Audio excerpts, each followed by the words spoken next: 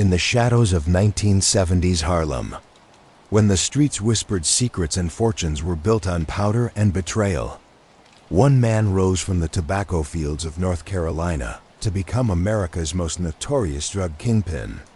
This is the story of Frank Lucas, a tale of ambition, empire, and the inevitable fall that follows when you touch the sky with blood-stained hands. Before we dive deep into this incredible true story that inspired Hollywood's American Gangster, I want to give a quick shout out to one of my loyal viewers, Jay Williams from Hot Springs. Jay, I see you in the comments every single day. Brother, and your support means a lot to me now. I want to know, where in the world are you watching from tonight? Drop your city and what time it is in the comments below. Are you winding down after a long day? Or perhaps it's the perfect late night story to help you drift off. Don't forget to subscribe if you love these long-form true crime stories. Hit that like button if you're ready for this journey, and share this with someone who appreciates the darker chapters of American history. The year was 1975, and Harlem had never seen anything quite like it. In a modest house in Teaneck, New Jersey, federal agents were about to uncover one of the most sophisticated drug operations in American history. As they broke down the door, a woman frantically threw bundles of cash from upstairs windows, the bills floating down like confetti in the winter air. Inside they would find $584,000 in cash, marking the beginning of the end for an empire that had generated over $1 million per day at its peak. But to understand how it all came crashing down, we must first journey back to the tobacco fields of North Carolina, where a young boy named Frank Lucas would learn lessons about power, violence, and survival that would shape the course of American criminal history. Now let's begin. Frank Lucas was born on September 9, 1930, in the small agricultural town of La Grange, North Carolina. A Great Depression had settled over the South like a suffocating blanket, and nowhere was its grip tighter than in the tobacco fields, where black families like the Lucases scratched out a meager existence. Frank's father, Tom Lucas, was a sharecropper who worked land he would never own, his hands permanently stained with tobacco tar, and his back bent from decades of labor under the relentless Carolina sun. The Lucas family lived in a two-room shack with no electricity, no running water, and gaps in the walls wide enough to see through. Frank was one of 6 children, and from his earliest memories, he understood that survival meant being tougher, smarter, and more ruthless than everyone around you. His mother, Mahalie Lucas, was a woman of fierce determination who worked alongside her husband in the fields while raising 6 children. She possessed an iron will that Frank would inherit, along with an understanding that the world was not going to hand them anything. The segregated South of the 1930s and 1940s was a landscape of institutionalized terror for black families. Jim Crow laws weren't just rules. They were a way of life that dictated where you could go, what you could do, and how high you could reach. But for young Frank Lucas, the most formative moment of his childhood wasn't about segregation or poverty. It was about witnessing the brutal reality of racial violence that would fundamentally alter his worldview. Frank was 12 years old when he watched his cousin Obadiah get beaten to death by 3 members of the Ku Klux Klan. Obadiah had allegedly looked at a white woman the wrong way, a transgression that in the twisted logic of the Jim Crow South warranted a death sentence. Frank hid behind a tree and watched as the men in white hoods kicked and beat his cousin until he stopped moving. The local authorities, when they finally arrived, showed no interest in investigating the murder of another black man. That night, as Frank stared at the ceiling of his family's shack, something fundamental shifted inside him. The lesson wasn't just about the cruelty of racism. It was about power. Those men in white hoods had power. And power meant you could take what you wanted and face no consequences. His cousin had been powerless, and powerlessness had cost him his life. I learned that day that if you don't have power, you don't have nothing, Frank would later reflect. and I swore I would never be powerless again. The tobacco fields offered no future for a young black man with ambition. Frank could see his father aging rapidly, his body breaking down from the back-breaking labor, his spirit crushed by decades of systematic oppression. Tom Lucas was a good man, but goodness, Frank realized, was a luxury that poor black men in the South couldn't afford. So by the time Frank was 15, he had made his decision. The stories that drifted down from up north spoke of a different world, a place where a black man could make something of himself, where the rules were different, and where someone with intelligence and ruthlessness could carve out their own destiny. The year was 1946, and like thousands of other young black Americans during the Great Migration, Frank Lucas was ready to leave the Old South behind forever.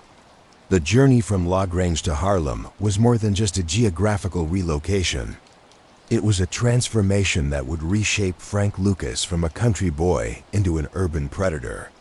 When he stepped off the train at Penn Station in 1946, he was carrying everything he owned in a cardboard suitcase, with less than $20 in his pocket and a head full of dreams about the golden opportunities that awaited him in New York City. But Harlem in 1946 was a far cry from the promised land that Frank had envisioned during those long nights in North Carolina. The neighborhood was overcrowded with multiple families crammed into tenements that should have housed half as many people. The streets were filled with hustlers, con artists, prostitutes, and addicts, all fighting for their piece of an economy that existed largely outside the boundaries of legitimate society. Frank found himself sleeping in flophouses and abandoned buildings, scraping together money through petty theft and odd jobs. The wide-eyed country boy who had arrived from North Carolina quickly learned that survival in Harlem required a different set of skills than those needed in the tobacco fields. Here, reputation was everything, and weakness was a death sentence. The Harlem of the late 1940s was a study in contradictions by night. It was the epicenter of American jazz culture, with legendary venues like the Cotton Club and Savoy Ballroom, drawing white audiences uptown to experience the music and energy of Black America.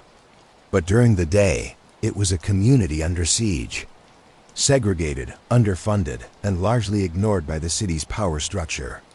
It was in this environment that Frank Lucas received his real education. He learned to read people, to identify opportunities, and to understand the complex web of relationships that govern street life. He discovered that respect could be earned through violence, that fear was often more valuable than love, and that the line between predator and prey was razor thin. His first real taste of criminal success came through numbers running, an illegal lottery system that was ubiquitous in black neighborhoods throughout the city. The numbers game provided a form of entertainment and hope for people who had little of either while generating substantial profits for those who controlled it. Frank started as a runner, collecting bets and delivering payments. But his sharp mind and reliable nature quickly earned him more responsibility. It was through the numbers game that Frank Lucas first heard the name that would change his life. Bumpy Johnson, Ellsworth Bumpy Johnson, was already a legend by the time Frank arrived in Harlem. Born in South Carolina in 1905, Johnson had migrated to Harlem during the 1920s and had quickly established himself as one of the most powerful figures in the neighborhood's criminal underworld. Unlike many of his contemporaries, who were little more than street thugs, Johnson possessed a sophisticated understanding of organization, politics, and business strategy. Johnson controlled much of the numbers game in Harlem, but his influence extended far beyond illegal gambling. He was a Robin Hood figure to many residents, a man who used his criminal profits to help families pay rent, buy food, and send children to school. When the legitimate power structure failed the community, Johnson stepped in to fill the void. Frank's first meeting with Bumpy Johnson came in 1949 when he was 19 years old. Frank had been working for one of Johnson's lieutenants when a dispute arose over missing money. The lieutenant accused Frank of theft, a charge that could have ended his criminal career before it truly began. But when Johnson investigated the matter personally, he discovered that Frank was innocent, and more importantly, that the young man from North Carolina possessed qualities that Johnson valued: intelligence, loyalty, and an instinctive understanding of how power operated.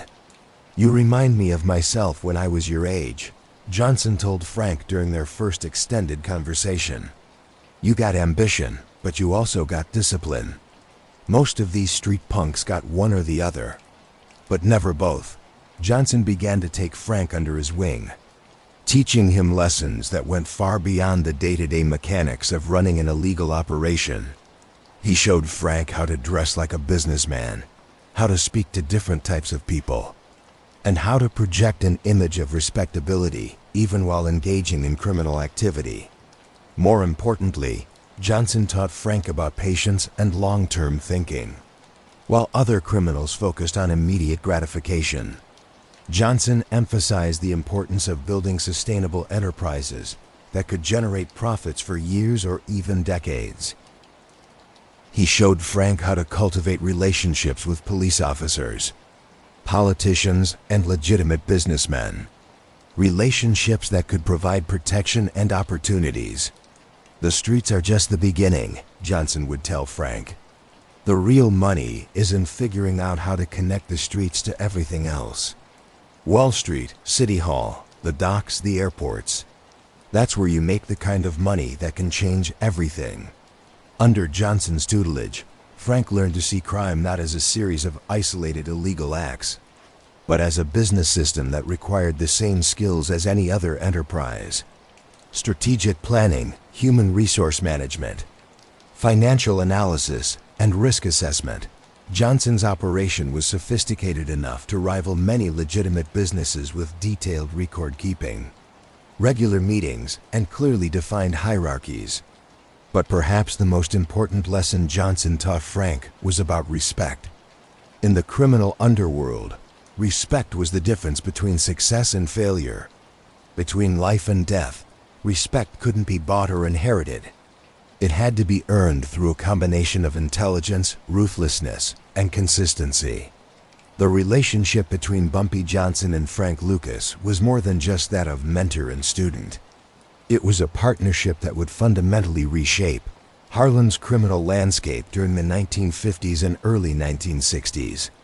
Johnson recognized in Frank not just a capable subordinate, but a potential successor who could carry on his legacy while adapting to the changing realities of organized crime in America. During the early 1950s, Frank's role in Johnson's organization expanded rapidly. He moved from simple numbers running to more complex operations involving loan sharking, protection rackets, and the early stages of drug distribution. Johnson's approach to criminal enterprise was methodical and professional. He treated it like any other business, complete with regular meetings, financial planning, and strategic decision-making. Frank absorbed these lessons eagerly. But he also brought his own innovations to the organization. His experience with poverty and deprivation had given him insights into customer behavior that proved invaluable in the numbers game. He understood what motivated people to gamble, how to build customer loyalty, and how to expand market share in a competitive environment. One of Frank's most successful initiatives during this period was the development of a credit system for numbers players. Traditional operations required cash up front, but Frank recognized that many potential customers had steady jobs, but inconsistent cash flow. By allowing trusted customers to bet on credit and pay weekly, he significantly expanded the customer base while building a network of people who were personally indebted to him. However, Frank's apprenticeship under Johnson was interrupted in 1952 when federal authorities finally succeeded in prosecuting the legendary crime boss. Johnson was sentenced to 15 years in federal prison for drug conspiracy, a conviction that marked the end of an era in Harlem's criminal history. With Johnson imprisoned, Frank found himself in a precarious position. Other members of the organization viewed him as an outsider, a country boy who had risen too far, too fast under Johnson's protection. Several of Johnson's former associates attempted to push Frank aside and claim larger shares of the operation for themselves. But Frank had learned Johnson's lessons well. Rather than engaging in a destructive internal power struggle, he focused on building his own base of support among the street-level operators who actually generated the organization's profits. He understood that loyalty flowed upward from the bottom, not downward from the top. During Johnson's imprisonment, Frank demonstrated remarkable leadership skills. He maintained the organization's profitability while avoiding the violent conflicts that had plagued other criminal enterprises when their leaders were removed. He did this by sharing power more broadly than Johnson had, giving key subordinates significant autonomy over their own territories while maintaining overall strategic control. More importantly, Frank began to prepare for the future. He recognized that the criminal landscape was changing rapidly during the 1950s and 1960s. The traditional Italian-American Mafia was expanding its influence into black neighborhoods, seeking to control the most profitable criminal enterprises at the same time. The civil rights movement was creating new political dynamics that would affect how law enforcement approached organized crime in minority communities. Frank's response to these challenges was characteristically innovative. Rather than simply trying to maintain Johnson's old system, he began developing new approaches that would allow him to thrive in a changing environment. He cultivated relationships with younger criminals who were less tied to traditional ways of doing business. And he began exploring new sources of supply and distribution that would give him advantages over competitors. Most significantly, Frank began to educate himself about the drug trade with a level of sophistication that was unprecedented in Harlem's criminal community.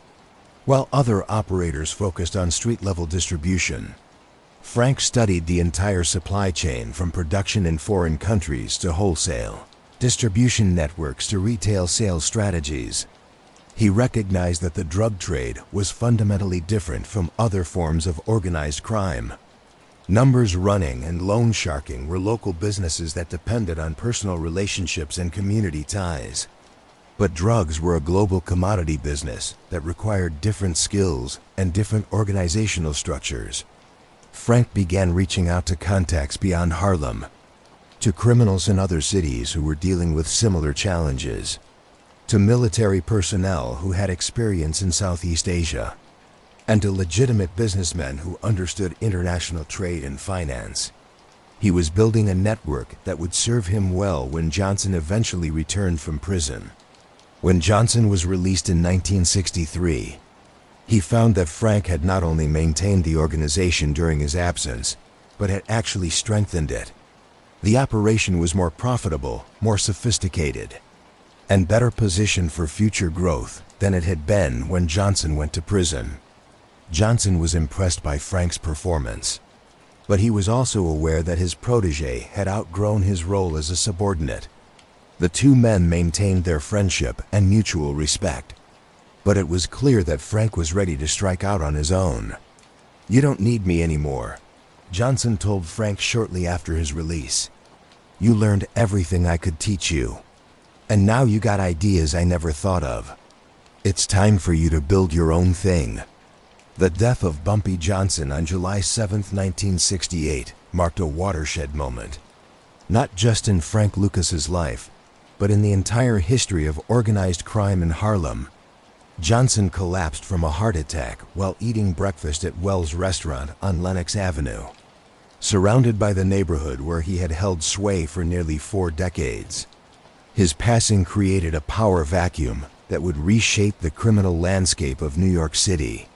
Frank was 37 years old when he received the news of Johnson's death. He had been expecting this moment for years. Johnson had been in declining health since his release from prison, and the stress of maintaining his position in an increasingly violent criminal environment had taken its toll. But expecting something and being prepared for it are two entirely different things. The immediate aftermath of Johnson's death was chaotic. Various factions within his organization began positioning themselves to claim larger shares of his criminal empire. while outside groups, particularly Italian-American crime families, saw an opportunity to expand their influence in Harlem. The carefully maintained balance of power that had kept the peace for years suddenly became unstable. Traditional criminal protocol would have dictated that Frank either align himself with one of the established factions or accept a subordinate role in whatever new organizational structure emerged. But Frank had spent the previous 15 years learning lessons that went far beyond traditional criminal thinking. And he had developed a vision that was much more ambitious than simply maintaining the status quo. Frank's analysis of the situation was coldly rational. The traditional approach to organized crime in Harlem, built around numbers running, loan sharking, and protection rackets, was becoming obsolete.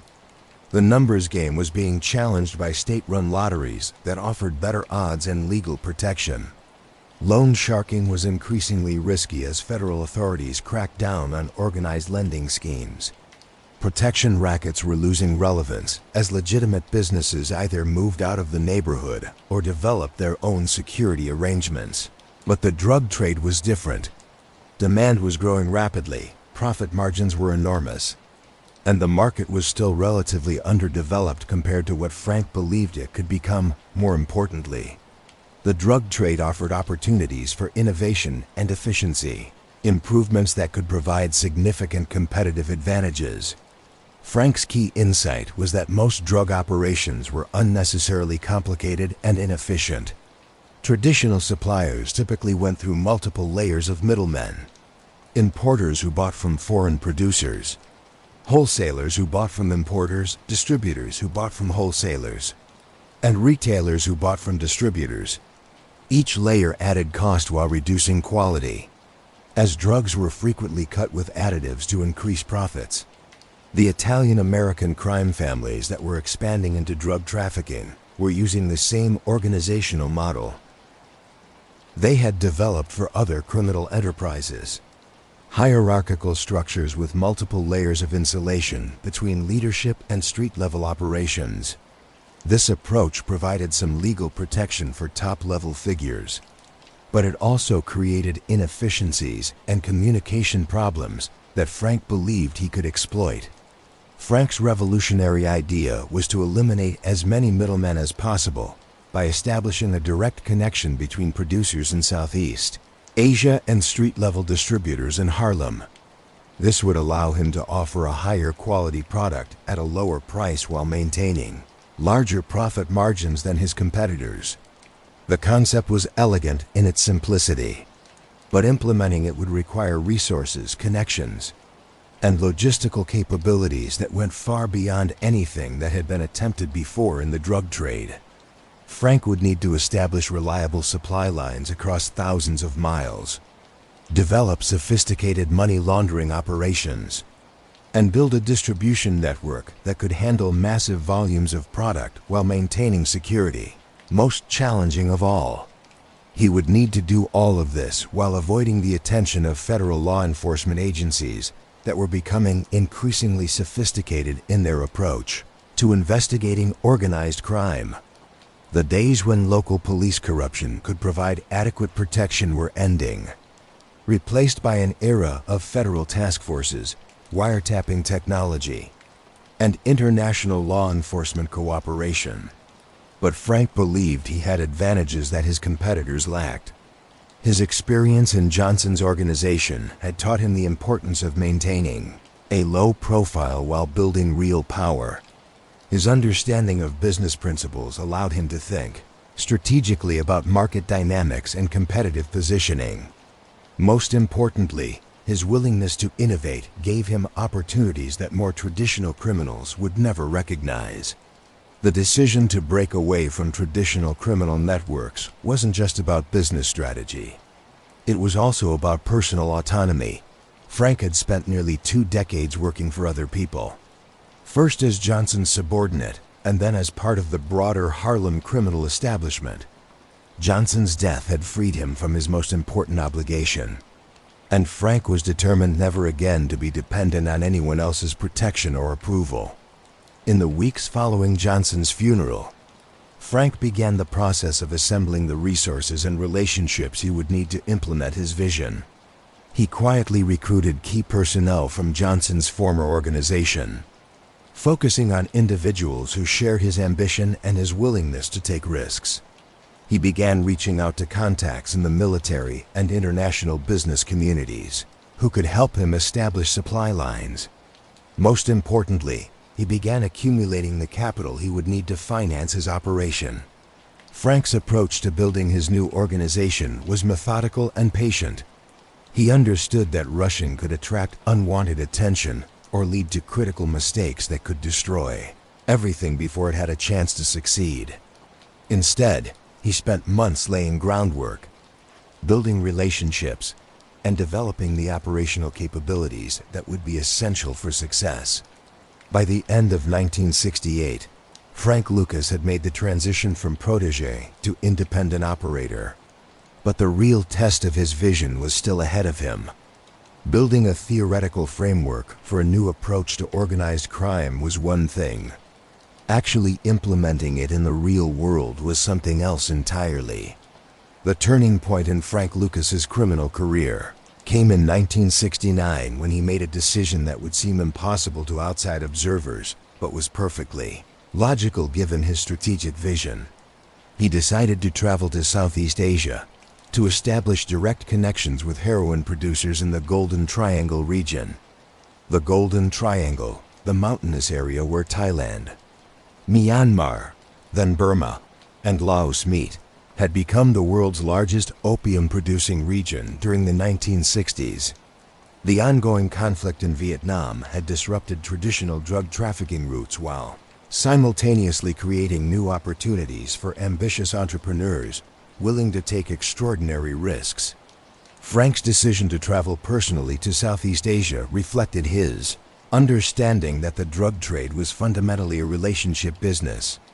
While other criminals relied on intermediaries and distant connections, Frank believed that building direct relationships with suppliers would give him crucial advantages in terms of price, quality, and reliability. The logistics of traveling from Harlem to the Golden Triangle in 1969 were incredibly complex. This wasn't a matter of booking a commercial flight and staying in international hotels. Frank needed to establish legitimate reasons for being in Southeast Asia, develop contacts who could provide security and guidance in unfamiliar territory, and create systems for communicating with his organization back in New York.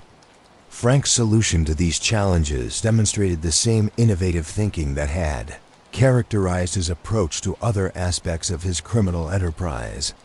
He cultivated relationships with military personnel who were stationed in Southeast Asia, or who had recently completed tours of duty in Vietnam. These connections provided him with both practical assistance and valuable intelligence about conditions in the region. One of Frank's most important contacts was Leslie "Ike" Atkinson, a career military man who had served multiple tours in Southeast Asia and who possessed both the language, skills, and local knowledge that Frank would need to navigate the complex political and criminal landscape of the Golden Triangle. Atkinson had grown up in Goldsboro, North Carolina, less than 50 miles from Frank's hometown of La Grange. The two men shared similar backgrounds of rural Southern poverty, and they understood each other in ways that transcended their different career paths. While Frank had chosen crime, Atkinson had chosen military service. Both men had used their intelligence and determination to escape the limited opportunities available to young black men in the segregated South. Atkinson's military experience had given him insights into the drug trade that were unavailable to traditional criminals. He understood the logistical challenges of moving large quantities of contraband across international borders, the importance of developing relationships with local officials who could provide protection, and the security measures necessary to avoid detection by law enforcement agencies. More importantly, Atkinson shared Frank's vision of building a more efficient and profitable approach to drug trafficking. He had seen firsthand how military supply chains operated, and he recognized that the same principles that made military logistics successful could be applied to criminal enterprises. Frank's first trip to Southeast Asia in 1969 was a revelation. The region was in chaos due to the ongoing conflict in Vietnam. But that chaos created opportunities for those bold enough to exploit them. Traditional authority structures had been weakened or destroyed, creating space for new players to establish themselves. The massive American military presence had created demand for various services and products, while also providing cover for activities that might have attracted attention under normal circumstances. Most importantly, Frank discovered that the quality and availability of heroin in the Golden Triangle far exceeded anything available through traditional supply chains. Local producers were capable of creating products with purity levels of 90% or higher, compared to the 30 to 40% purity typical of heroin available on American streets after being cut by multiple layers of distributors. Frank's negotiations with Golden Triangle producers were conducted through a combination of direct meetings and intermediaries who could vouch for his credibility and financial resources.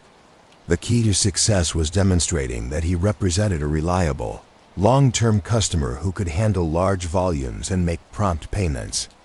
The producers Frank dealt with were sophisticated businessmen who understood international trade and who were looking for stable relationships with American customers. They were less interested in maximizing short-term profits than in developing sustainable business partnerships that could generate steady income over many years. Frank's initial agreements with Golden Triangle suppliers called for regular shipments of high-quality heroin to be delivered through various channels, including diplomatic pouches, commercial cargo shipments, and according to some accounts, military supply chains. The exact methods used to transport drugs from Southeast Asia to New York were closely guarded secrets, but the results were undeniable. Frank suddenly had access to a product that was superior to anything available from competing suppliers. The establishment of the Golden Triangle connection marked the beginning of Frank's transformation from a successful Harlem criminal into one of the most powerful drug traffickers in American history. But creating supply lines was only the first step in building the empire he envisioned.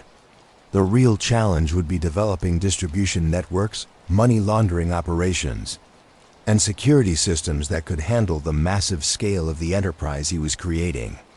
The launch of Frank Lucas's Blue Magic brand in 1970 represented a revolutionary approach to drug marketing that demonstrated his sophisticated understanding of consumer behavior and competitive strategy. While other drug dealers focused primarily on volume and price, Frank recognized that creating a distinctive brand identity could generate customer loyalty and premium pricing in a market that most people viewed as purely commodity-based. The name Blue Magic was inspired by the distinctive blue tint that Frank's suppliers in the Golden Triangle added to their highest quality heroin. This coloring served both practical and marketing purposes. It made the product easily identifiable while signaling to customers that they were purchasing something special. The blue tint became Frank's signature, a mark of quality that drug users throughout New York came to associate with superior potency and reliability.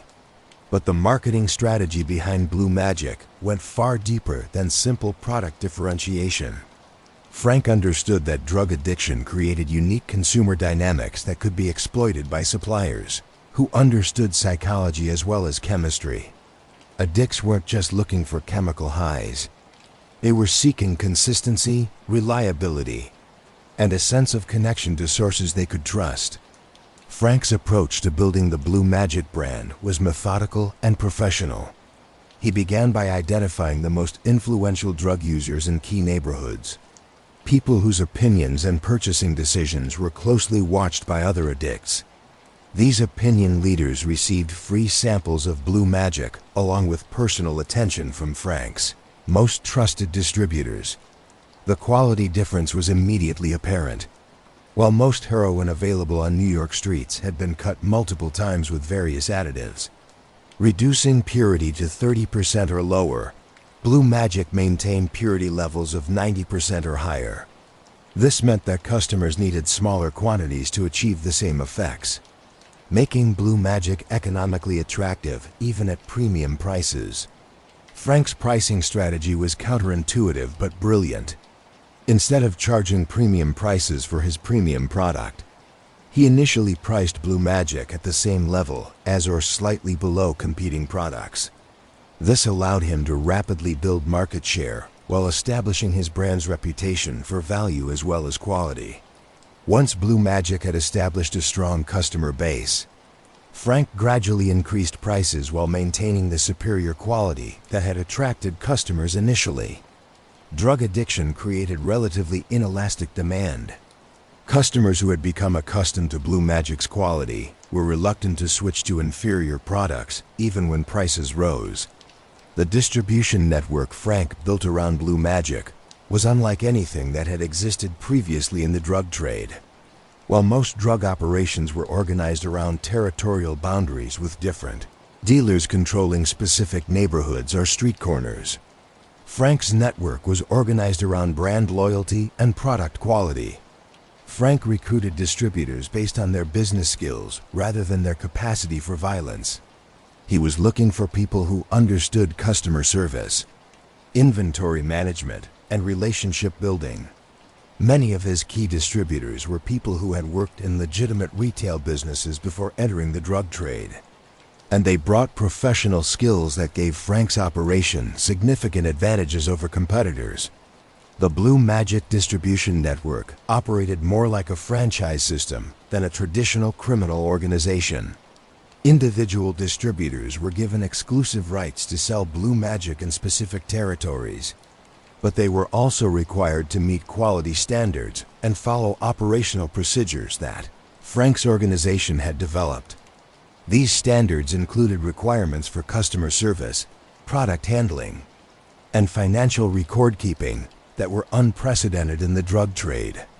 Frank understood that consistency was crucial to building brand loyalty, and he was willing to invest significant resources in training and monitoring his distributors to ensure that customers received the same high-quality experience regardless of where they purchased Blue Magic.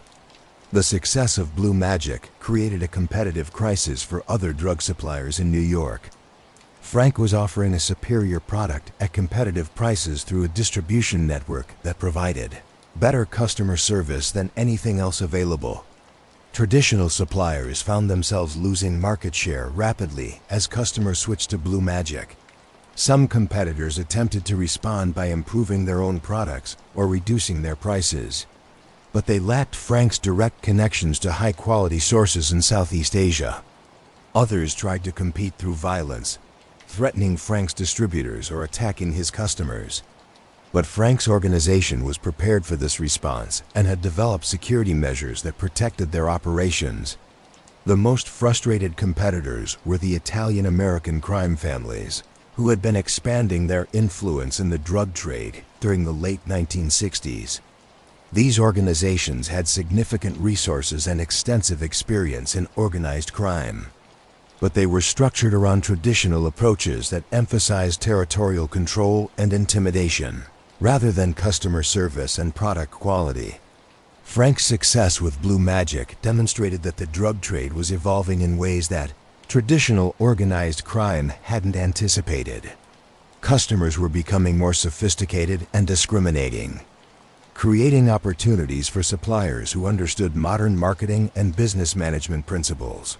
By 1971, Blue Magic had become the dominant heroin brand in Harlem and was expanding into other parts of New York City.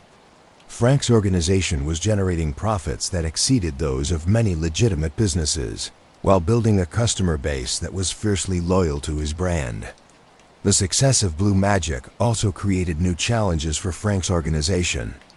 Higher profits attracted increased attention from law enforcement agencies, while the growing size of the operation created management and security problems that required constant attention. Frank was learning that success in the drug trade created its own risks and complications. By 1972, Frank Lucas had achieved a level of wealth and influence that exceeded his wildest childhood dreams. His Blue Magic brand was generating over $1 million per day in revenue, making him one of the wealthiest criminals in American history. But Frank's relationship with money was complex and contradictory, reflecting both his desperate childhood, poverty, and his sophisticated understanding of how wealth could be used to build power and protection. Frank's approach to spending money was guided by several principles that he had developed during his years under Bumpy Johnson's tutelage. First, he believed that visible wealth was essential for maintaining respect and credibility in the criminal world. Second, he understood that luxury goods and experiences were forms of investment that could provide both personal satisfaction and business advantages. Third, he recognized that strategic generosity could build loyalty and support within his community. But Frank also understood the dangers of conspicuous consumption. Drawing too much attention from law enforcement or tax authorities could destroy everything he had built. So he needed to balance his desire for luxury with the practical requirements of maintaining a low profile. Frank's solution to this dilemma was to live multiple lifestyles simultaneously in public. He presented himself as a successful, legitimate businessman who had made his fortune through various legal enterprises. He invested heavily in legitimate businesses including nightclubs, restaurants, and real estate that could serve as both money laundering vehicles and explanations for his visible wealth. In private, Frank indulged in luxuries that reflected his emergence from childhood poverty. His homes were furnished with the finest furniture, art, and decorations money could buy. His closets were filled with custom-made suits from the best tailors in New York. And he owned dozens of pairs of handmade shoes that cost more than most people earned in a month. Frank's car collection reflected both his love of luxury and his understanding of image management. He owned multiple Cadillacs, Lincolns, and Mercedes-Benzes. But he was careful to avoid vehicles that were so flashy they would attract unwanted attention. His cars were elegant and expensive, but not ostentatious. One of Frank's most significant purchases was a large estate in Teaneck, New Jersey, where he moved his extended family. The house was a symbol of everything Frank had achieved, a beautiful, secure home where his family could live safely and comfortably. But it was also a practical investment that provided privacy and security for his operations. Frank's generosity toward his family was legendary. He moved his mother Mahali from North Carolina to New Jersey, where she could live in comfort for the first time in her life. He provided financial support for his siblings, helping them buy homes, start businesses, and send their children to good schools. This generosity extended beyond Frank's immediate family to the broader community in Harlem, like Bumpy Johnson before him. Frank understood that maintaining community support was essential for long-term success. He regularly contributed to local churches, sponsored community events, and provided financial assistance to families facing emergencies. Frank's charitable activities served multiple purposes. They helped to build goodwill within the community, which provided both protection and intelligence about law enforcement activities. They also helped to legitimize his image as a successful businessman rather than a criminal. Most importantly, they reflected Frank's genuine belief that successful people had obligations to help those who were less fortunate. But Frank's lifestyle also included elements that revealed his understanding of power dynamics and his willingness to use intimidation when necessary. He employed bodyguards and drivers who were selected as much for their capacity for violence as for their other skills. His homes and businesses were equipped with sophisticated security systems that could detect and respond to threats. Frank's wardrobe included a famous chinchilla coat that cost $100,000, a purchase that would later prove to be a crucial mistake. The coat was beautiful and luxurious, but it was also so distinctive and expensive that it attracted exactly the kind of attention that Frank had spent years trying to avoid. The coat became a symbol of Frank's success, but it also represented the dangerous temptation to show off wealth in ways that could compromise security. Frank wore the coat to high-profile events, including the famous Muhammad Ali versus Joe Frazier fight at Madison Square Garden in 1971, where he was photographed ringside in the distinctive coat.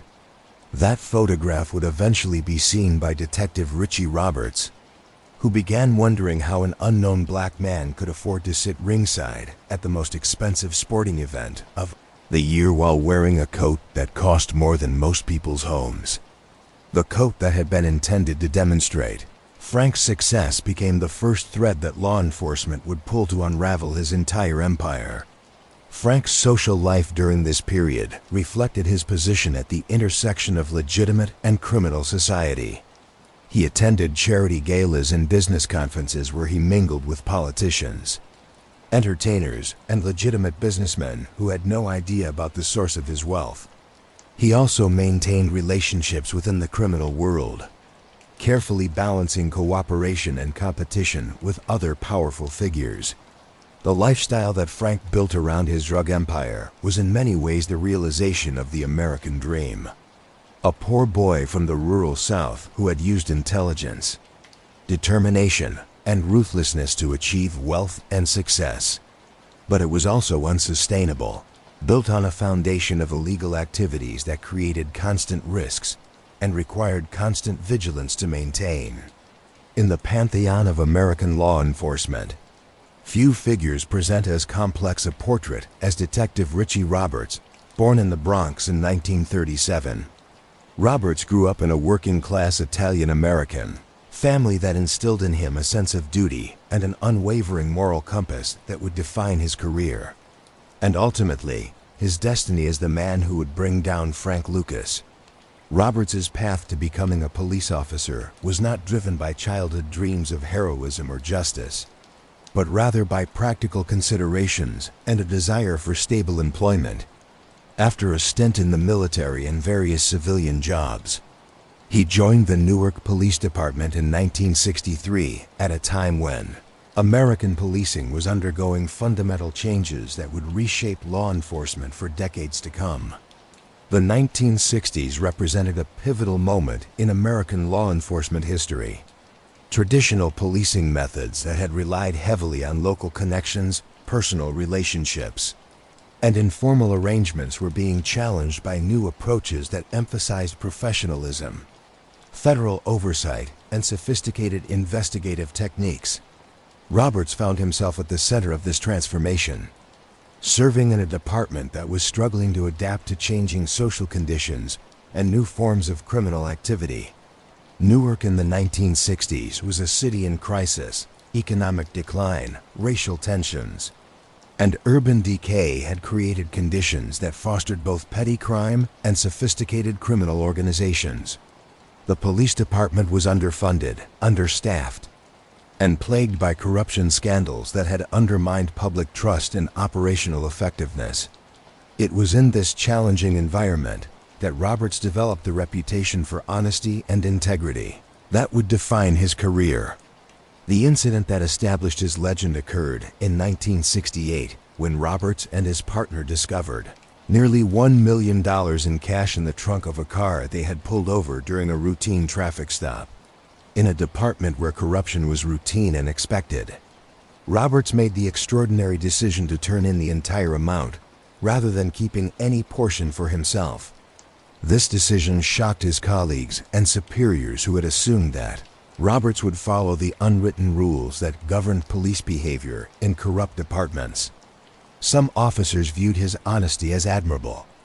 Others saw it as naive or even threatening to the informal systems that allowed widespread corruption to flourish. But Roberts's decision to return the money was not motivated by naivety. It reflected a sophisticated understanding of the long-term consequences of corruption. He recognized that accepting illegal payments created dependencies and vulnerabilities that could compromise an officer's effectiveness and independence. More importantly, he understood that corruption was ultimately self-defeating, creating internal conflicts and external pressures that made effective law enforcement impossible. Roberts's reputation for integrity made him valuable to federal authorities, who were increasingly interested in investigating organized crime in New Jersey and New York. The federal approach to organized crime investigation was fundamentally different from traditional local policing methods. Instead of focusing on individual crimes or street-level enforcement, federal investigators sought to understand and dismantle entire criminal organizations through long-term investigations, sophisticated surveillance techniques, and comprehensive intelligence gathering. In 1971, Roberts was recruited to join a federal task force that had been created specifically to investigate drug trafficking in the New York metropolitan area. The task force represented a new approach to law enforcement that brought together personnel from multiple agencies, including the DFBI, Customs Service, and local police departments under unified federal leadership. The formation of this task force reflected growing federal concern about the expansion of drug trafficking and its impact on American society. Traditional law enforcement methods had proven inadequate to address criminal organizations that operated across state and international boundaries, used sophisticated technology and business methods, and generated sufficient profits to corrupt local officials. Roberts's role in the task force was to serve as a liaison between federal investigators and local police departments while also conducting his own investigations into drug trafficking operations. His reputation for honesty made him valuable in situations where other officers might be compromised by corruption, while his street-level experience provided insights that federal agents often lacked. The task force's initial investigations focused on traditional organized crime families that were expanding into drug trafficking. But Roberts quickly recognized that the criminal landscape was more complex than federal authorities understood. New players were emerging who operated according to different rules and used different methods than traditional organized crime figures. It was during one of these early investigations that Roberts first encountered evidence of Frank Lucas's operation. The evidence came in the form of unusually high-quality heroin that was being sold throughout New York at prices that seemed to undercut all known suppliers. Traditional suppliers told investigators that they couldn't match either the quality or the pricing of this new product, suggesting that someone had developed access to sources and methods that were unavailable to established criminal organizations. Roberts's investigation of this anomalous heroin led him to witness reports of a well-dressed black man who was seen at high-profile social events, but whose legitimate sources of income were unclear. The man wore expensive clothes, drove luxury cars, and seemed to have unlimited access to cash, but he didn't appear to be connected to any known criminal organizations. The breakthrough came when Roberts saw newspaper photographs of the Muhammad Ali versus Joe Frazier fight at Madison Square Garden in March 1971. One photograph showed a black man sitting ringside wearing a distinctive chinchilla coat that Roberts estimated must have cost more than most people earned in a year. The man's presence at such an expensive event, combined with his obviously expensive wardrobe, suggested wealth that far exceeded what any legitimate businessman in Harlem could have accumulated. Roberts began a systematic investigation to identify the man in the chinchilla coat, using both traditional detective work and federal resources that were unavailable to local police departments. The investigation revealed that the man was Frank Lucas, who claimed to be involved in various legitimate businesses, but whose lifestyle clearly exceeded what those businesses could have generated. As Roberts dug deeper into Frank's background and activities, he began to understand that he was dealing with a criminal organization that was fundamentally different from anything he had encountered before. Frank's operation was more sophisticated, more profitable, and more carefully insulated from law enforcement than traditional organized crime enterprises. The realization that Frank Lucas represented a new form of criminal organization energized Roberts and the federal task force.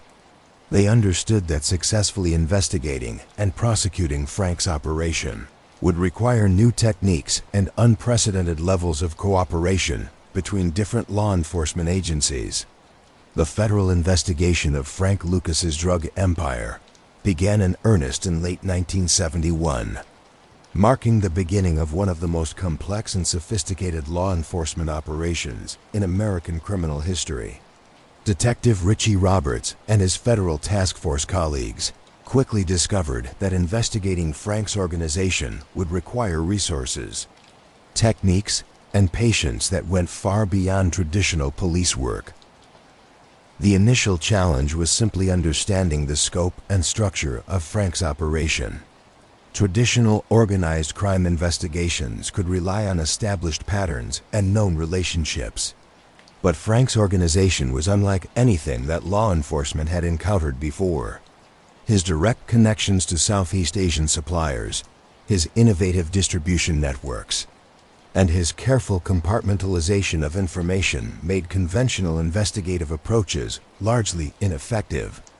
Roberts's team began by mapping Frank's visible assets and activities, creating detailed records of his property holdings, business investments, and social connections.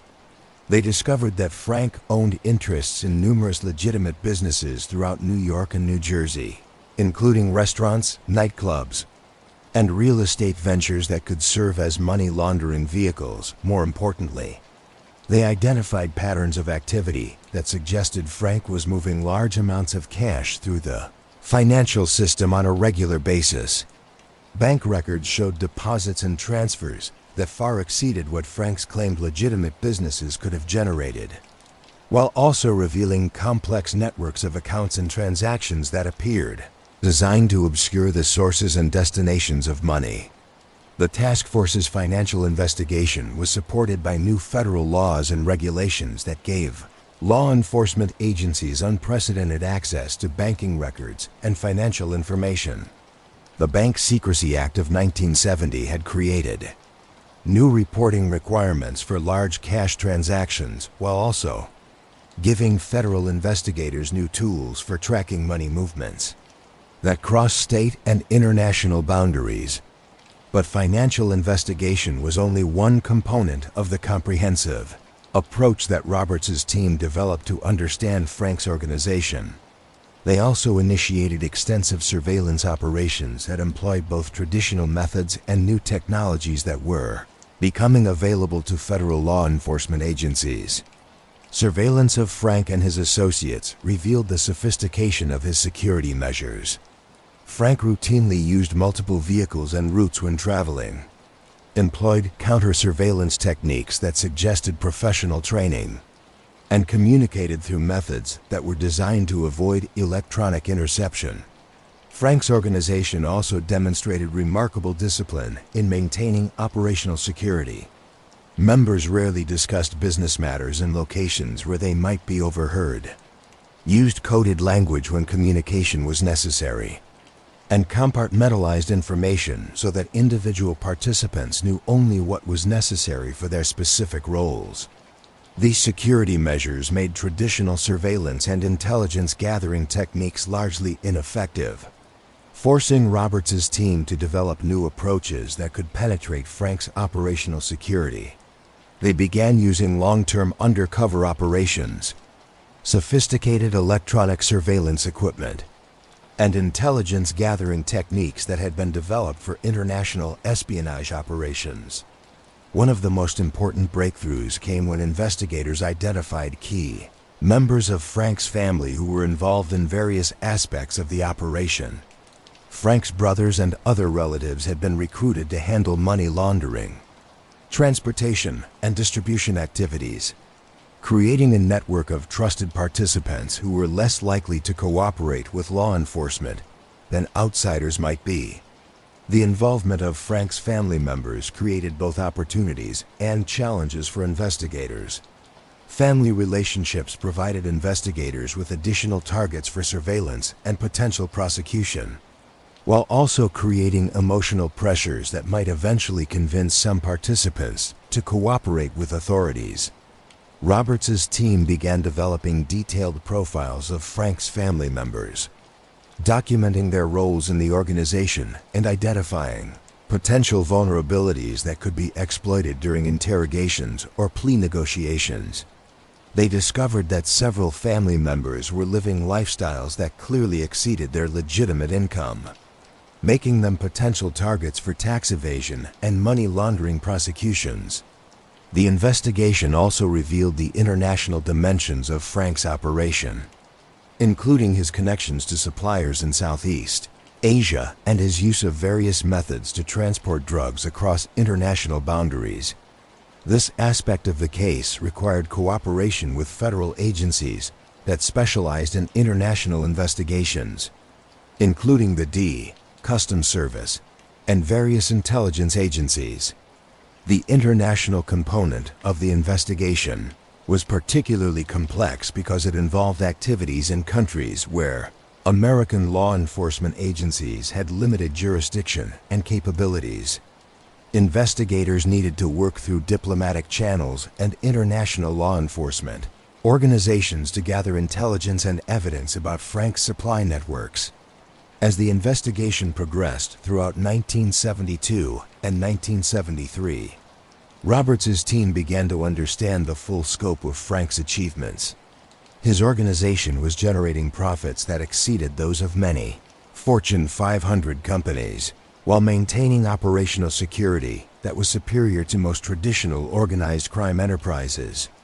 The investigation also revealed weaknesses in Frank's organization that could potentially be exploited. The massive scale of his operation created logistical challenges that required constant attention and resources. The involvement of family members created emotional pressures and potential security vulnerabilities. Most importantly, Frank's lifestyle and spending patterns were creating a paper trail that federal investigators could follow.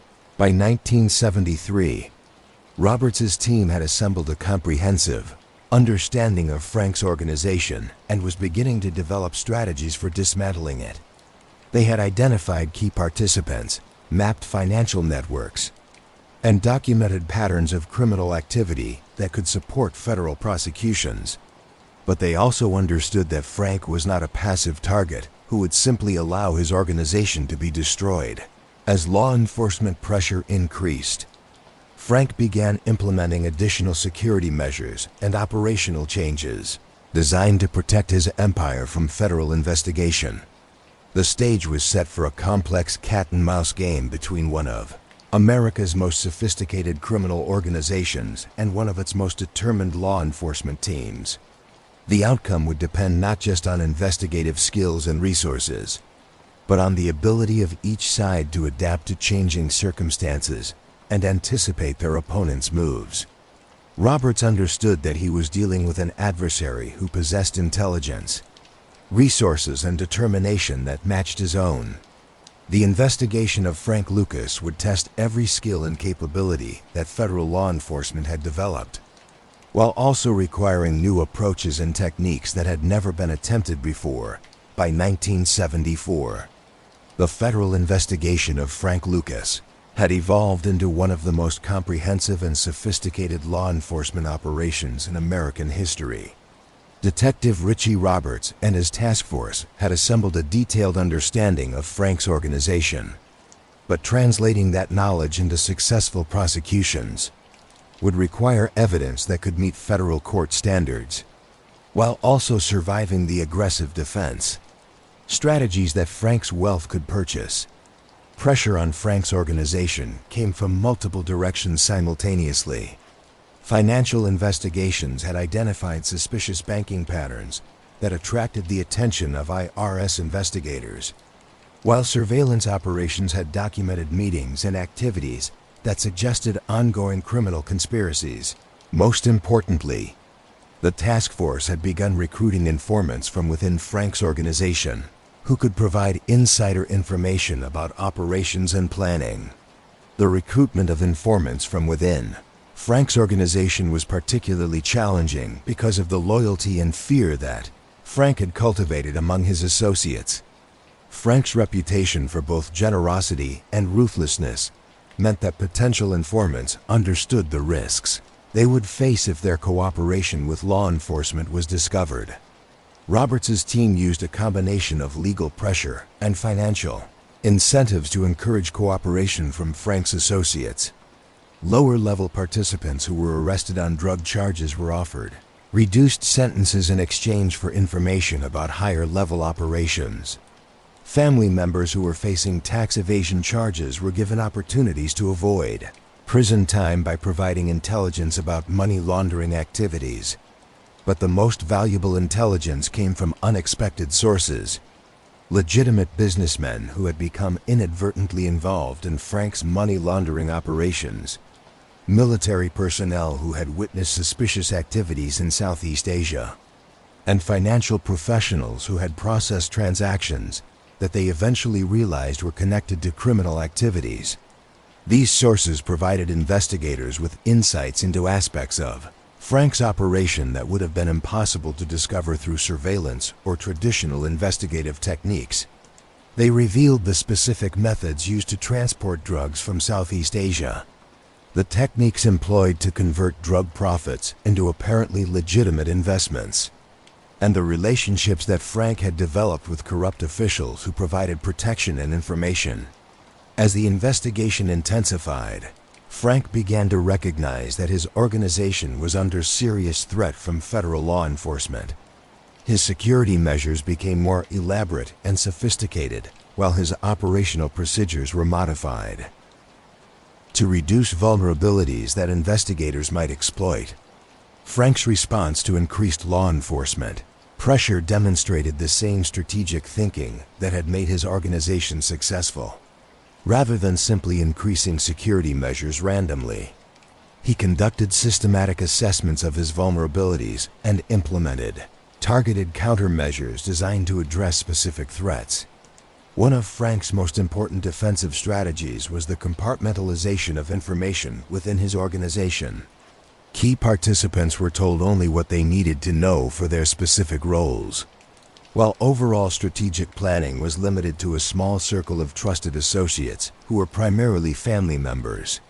Frank also began using more sophisticated counter-surveillance techniques, employing professional security consultants who had experience with both law enforcement methods and intelligence agency operations. These consultants helped Frank identify potential surveillance operations, while also developing communication and transportation procedures that would be more difficult for investigators to monitor. But perhaps Frank's most significant response to law enforcement pressure was his decision to begin planning for the possibility that his organization might eventually be destroyed by federal prosecution. He began moving assets into forms that would be more difficult for authorities to seize, while also developing contingency plans for maintaining his family's financial security if he were imprisoned. The psychological pressure on Frank during this period was enormous. He had spent years building an organization that generated unprecedented profits while maintaining operational security that had seemed impenetrable. The realization that federal investigators were systematically dismantling his defenses created stress and paranoia that affected his decision-making and relationships with associates. Frank's paranoia was not entirely unjustified. Roberts's team had developed surveillance capabilities that allowed them to monitor Frank's activities with precision that would have seemed impossible just a few years earlier. Electronic surveillance equipment could pick up conversations from considerable distances, while tracking devices could monitor vehicle movements without detection. More troubling for Frank was the realization that some of his most trusted associates might be providing information to federal investigators. The compartmentalized structure that he had created to protect his organization also made it difficult for him to identify the sources of intelligence leaks that were clearly occurring. The pressure on Frank's organization was also affecting his family members, who had been recruited into various aspects of the operation. Several of his brothers and other relatives were facing potential prosecution for their roles in money laundering and distribution activities, creating emotional pressures that complicated Frank's strategic planning. Frank's wife, Julie, was particularly affected by the increased law enforcement attention. She had enjoyed the lifestyle that Frank's wealth had provided, but she was also aware of the risks that his criminal activities created for their family. The stress of constant surveillance and the possibility of prosecution created tensions in their marriage. That added to Frank's psychological pressure. By late 1974, Roberts' team had assembled sufficient evidence to support federal indictments against Frank and numerous associates. But they were still seeking opportunities to gather additional intelligence that could strengthen their cases and identify additional participants in the organization. The task force understood that they would have only one opportunity to arrest Frank and dismantle his organization effectively. If their initial prosecutions were unsuccessful, Frank would likely implement additional security measures that would make future investigations much more difficult. Roberts also recognized that Frank's wealth and connections could provide him with access to the best criminal defense attorneys in the country, who would challenge every aspect of the government's evidence and legal theories. The prosecution would need to be prepared for aggressive defense strategies that would test every element of their case. The stage was set for a final confrontation between Frank's criminal empire and federal law enforcement. Both sides understood the stakes and had invested enormous resources in preparing for the battle that would determine whether one of America's most successful drug trafficking organizations would continue to operate or be destroyed by federal prosecution. The morning of January 28, 1975, dawned cold and gray over Teaneck, New Jersey, but for Detective Richie Roberts and his federal task force, it represented the culmination of more than 3 years of intensive investigation. At precisely 6:00 a.m., a coordinated law enforcement operation involving over 100 federal agents and local police officers would simultaneously strike multiple locations connected to Frank Lucas's drug empire. Planning for this operation had taken months of preparation and represented one of the most complex law enforcement actions ever undertaken against an organized crime operation. Roberts' team had identified more than a dozen locations that needed to be searched simultaneously to prevent Frank's organization from destroying evidence or warning other participants about the raids. The primary target was Frank's estate in Teaneck, a sprawling property that served as both his family residence and a headquarters for coordinating his criminal activities. Intelligence gathered through surveillance and informants indicated that the house contained significant amounts of cash, drugs, and records that could provide crucial evidence for federal prosecutions. But the Teaneck house was also the most heavily defended of Frank's properties, equipped with sophisticated security systems and likely to be protected by armed guards who would not hesitate to use violence to protect their employer. Roberts' team had developed detailed, tactical plans for approaching and securing the property while minimizing risks to both law enforcement personnel and Frank's family members. The secondary targets included apartments and warehouses throughout New York and New Jersey that were used for drug storage and distribution, as well as legitimate businesses that served as money laundering operations. Each location required specialized tactical approaches based on intelligence about security measures and the likelihood of armed resistance. Coordination between the various law enforcement agencies involved in the operation was crucial to its success. Federal agents from the D, FBI, and Customs Service needed to work seamlessly with local police departments from multiple jurisdictions, while also ensuring that radio communications and tactical procedures were compatible across all participating agencies. At exactly 6:00 a.m., Roberts gave the signal that initiated the simultaneous raids at the Teaneck house. Federal agents surrounded the property and used loudspeakers to announce their presence and demand surrender. Inside the house, Frank Lucas was still sleeping when the sound of breaking glass and shouting voices indicated that his worst fears were being realized. Frank's immediate response demonstrated the same calm professionalism that had characterized his criminal career. Rather than attempting to flee or resist arrest, he quickly assessed the situation and made strategic decisions designed to minimize the consequences for himself and his family. But Julie Lucas, Frank's wife, panicked when she realized that federal agents were searching their home. In a desperate attempt to prevent authorities from seizing the large amounts of cash that were stored throughout the house, she began throwing bundles of money from upstairs windows, creating a surreal scene as $100 bills floated down like snow onto the frozen lawn. The agents securing the exterior of the property quickly began collecting the money that Julie was throwing from the windows. But they also recognized that her actions were providing dramatic evidence of the scale of Frank's criminal profits. The sight of cash being thrown from windows would become one of the most memorable images associated with Frank's arrest, and would be featured prominently in subsequent news coverage inside the house. Agents conducted a systematic search that revealed the sophisticated operational structure of Frank's organization. Hidden safes contained hundreds of thousands of dollars in cash, along with detailed records of drug transactions and financial operations. Secret compartments held samples of high-quality heroin that would provide crucial evidence linking Frank to international drug trafficking. More importantly, agents discovered communication equipment and travel documents that revealed the international scope of Frank's operation. Phone numbers connected Frank to contacts in Southeast Asia, while travel records documented trips to Thailand and other countries known for drug production. The search of Frank's personal belongings revealed the extent of his wealth and lifestyle.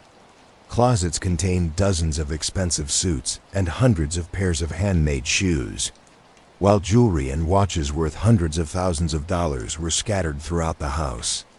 The famous chinchilla coat that had first attracted Roberts' attention was found hanging in Frank's bedroom closet, a tangible symbol of the arrogance and excess that had ultimately led to his downfall.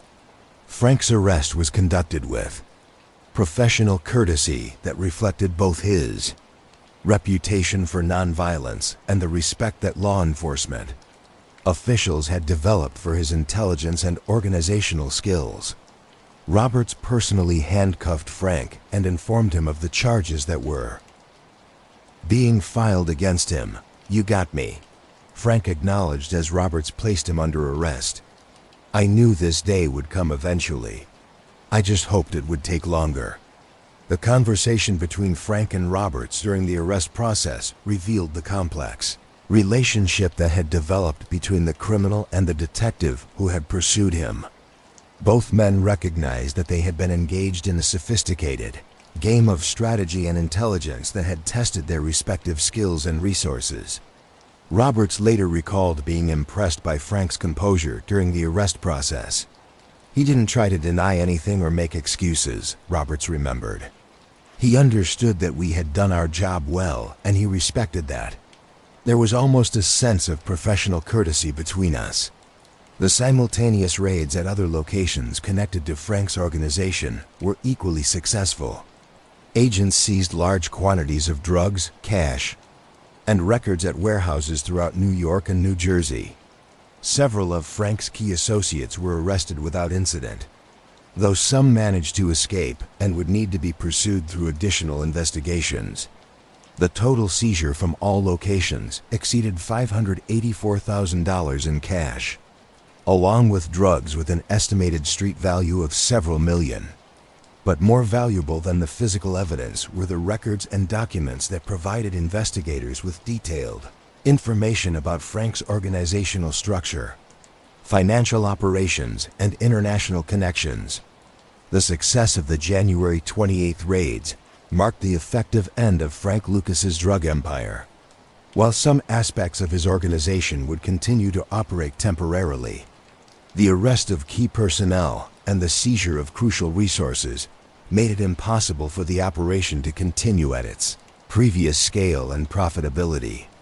For Roberts and his task force, the successful raids represented the vindication of more than 3 years of intensive investigation.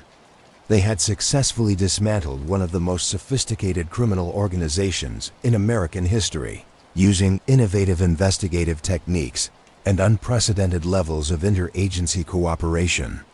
But the arrests were only the beginning of a legal process that would test whether the evidence gathered during the investigation could support successful federal prosecutions. Frank's wealth would allow him to hire the best criminal defense attorneys in the country, who would challenge every aspect of the government's case. The federal prosecution of Frank Lucas began in earnest in the spring of 1975, representing one of the most significant organized crime trials in American legal history. The case would test new federal laws designed to combat drug trafficking and money laundering, while also establishing precedents for prosecuting international criminal organizations that operated across multiple jurisdictions. Frank's arrest had generated enormous media attention, partly because of the dramatic circumstances surrounding the raids, but also because his story challenged conventional assumptions about organized crime in America. The image of a well-dressed black man from rural North Carolina who had built a drug empire that rivaled those of traditional Italian-American crime families captured public imagination and raised questions about the changing nature of criminal enterprise. The legal team that Frank assembled to defend against federal charges was among the most experienced and expensive in the country. His lead attorney was a former federal prosecutor who specialized in organized crime cases and who understood both the strengths and weaknesses of the government's approach to prosecuting complex criminal organizations. Frank's defense strategy was based on challenging the admissibility of evidence that had been gathered through surveillance and informant operations. His attorneys argued that some of the government's investigative techniques had violated constitutional protections against unreasonable search and seizure, while also questioning the credibility of informants who had been offered reduced sentences in exchange for their testimony. The defense team also challenged the government's legal theories about Frank's organization, arguing that the prosecution was attempting to criminalize legitimate business activities and international travel. They portrayed Frank as a successful entrepreneur who had made his fortune through legal enterprises, while suggesting that government witnesses were fabricating evidence to avoid their own criminal liability. But the federal prosecution team, led by experienced organized crime prosecutors, had prepared extensively for these defensive strategies. They had assembled overwhelming evidence of Frank's criminal activities, including financial records that documented the movement of millions of dollars through accounts that had no apparent legitimate purpose. More damaging to Frank's defense were the tape recordings and surveillance photographs that documented his involvement in drug trafficking activities. Government investigators had recorded conversations in which Frank discussed drug shipments, money laundering operations, and corrupt relationships with law enforcement officials. The prosecution also presented testimony from military personnel who had witnessed Frank's activities in Southeast Asia, financial experts who explained the sophisticated money laundering techniques that Frank had employed, and former associates who provided detailed accounts of his organizational structure and operational procedures. As the trial progressed throughout 1975, it became increasingly clear that the government's evidence was overwhelming and that Frank faced the possibility of spending the rest of his life in federal prison. The prosecution was seeking a sentence of 70 years, which would effectively be a life sentence for Frank, who was 45 years old at the time of his conviction. The prospect of dying in federal prison forced Frank to confront a decision that would define the final phase of his criminal career: whether to maintain his silence and accept whatever sentence the court imposed, or to cooperate with federal authorities in exchange for a reduced sentence. The decision to cooperate with federal authorities was not made lightly. In the criminal underworld, informants were viewed as the lowest form of life, deserving of death rather than respect. Frank's cooperation would not only end his own criminal career, but would also endanger the lives of his family members and former associates. But Frank's analysis of the situation was characteristically rational and strategic. He understood that maintaining his silence would not protect his organization, which had already been destroyed by federal prosecution. His former associates would likely face their own choices about cooperation. And those who chose to cooperate first would receive the best deals from prosecutors. More importantly, Frank recognized that cooperation with federal authorities could provide opportunities for his family that would not otherwise be available. His wife and children would be able to build new lives with some measure of financial security, rather than facing the social stigma and economic hardship that would result from his life sentence. Frank's decision to cooperate was also influenced by his relationship with Detective Richie Roberts, who had pursued him with professional competence and personal integrity.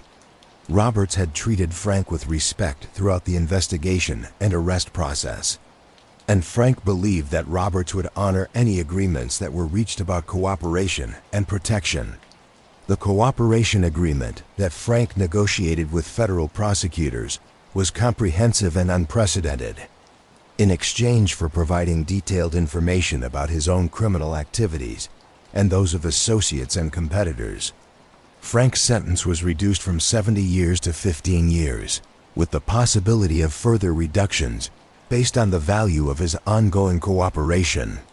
But the agreement also required Frank to testify in federal court against corrupt law enforcement officials, other drug traffickers, and organized crime figures who had been connected to his operation.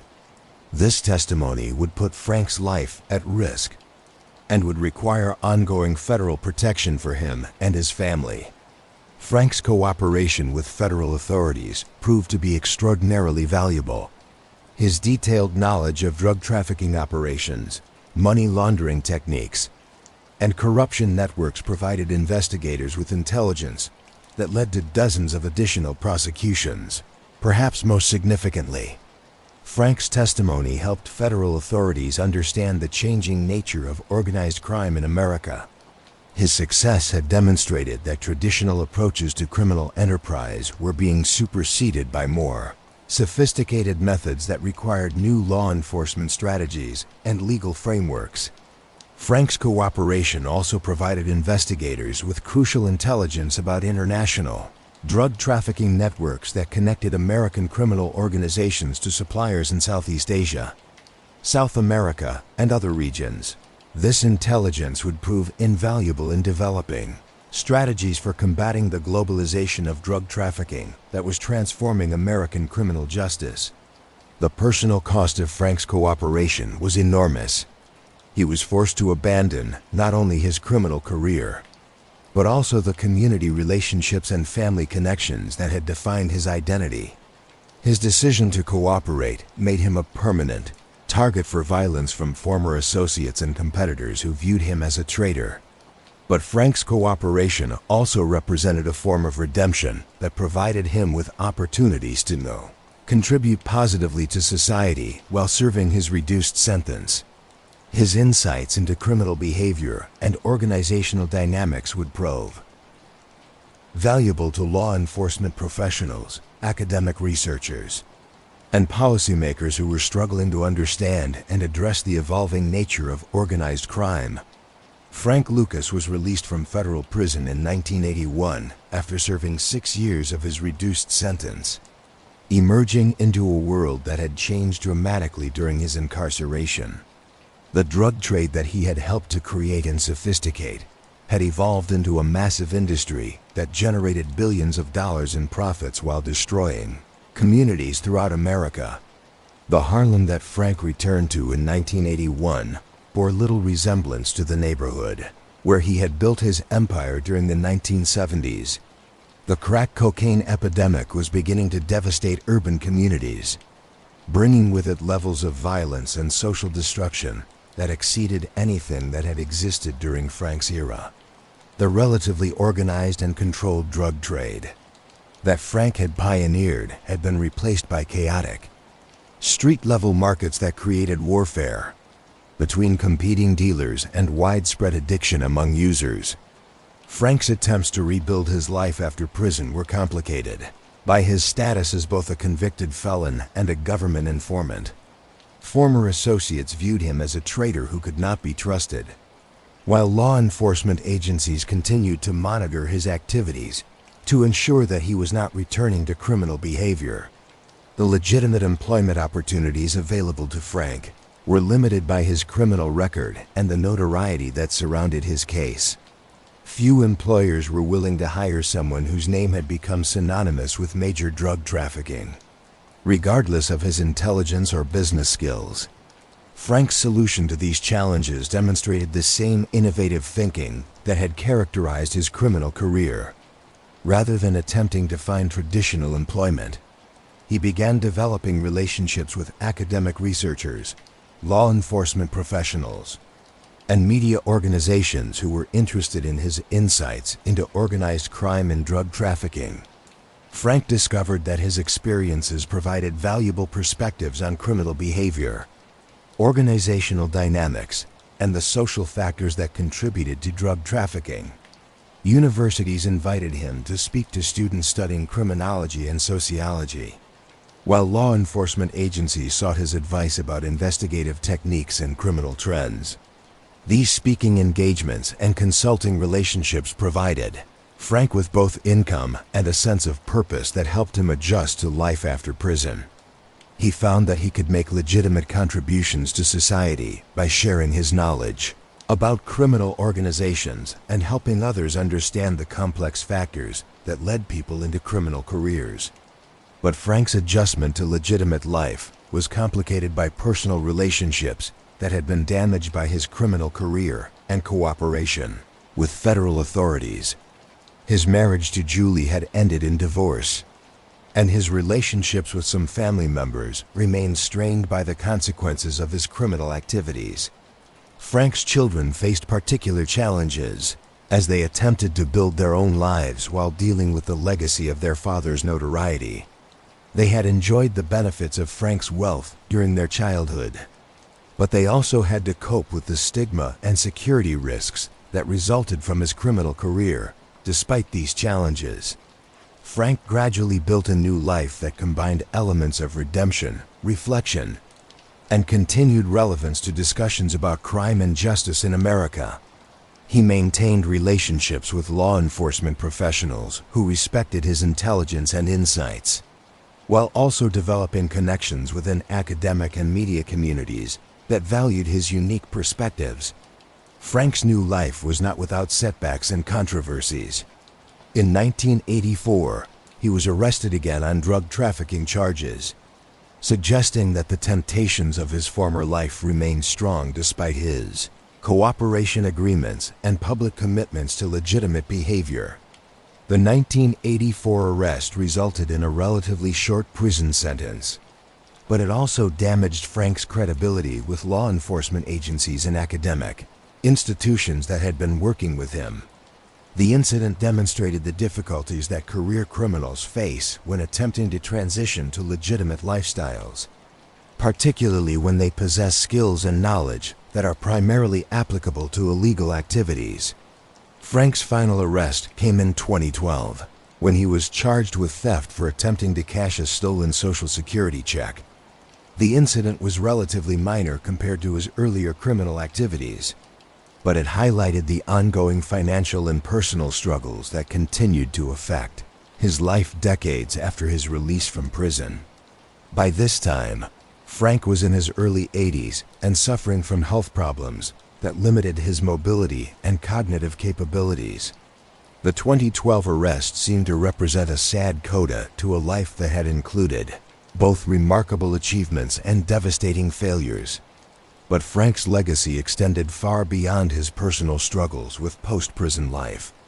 His criminal career had fundamentally changed American drug trafficking, demonstrating organizational and business principles that influenced both criminal enterprises and law enforcement responses for decades.